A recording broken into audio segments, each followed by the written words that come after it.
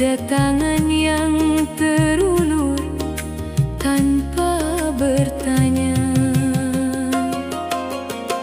Man ahabba an yubsata lahu fi rizqihi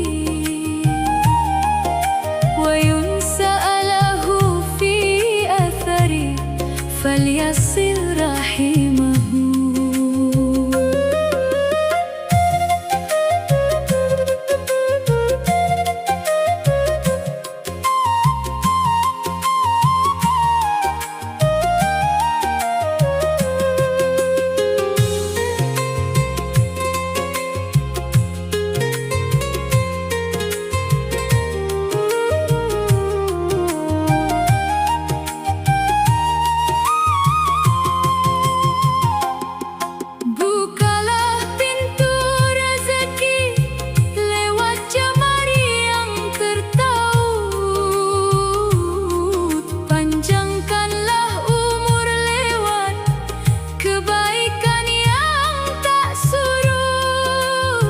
Silaturahmi,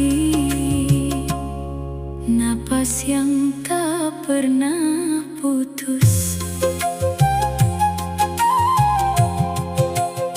mengalir tenang hingga ke ujung usia. Dalam dekapan kasih yang abadi terjaga.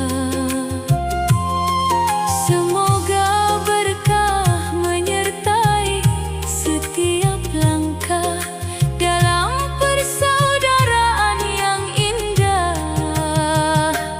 dan bercahaya.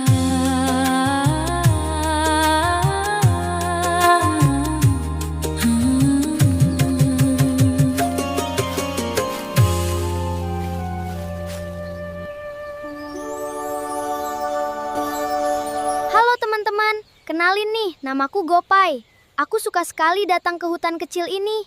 Di sini suasananya sejuk sekali.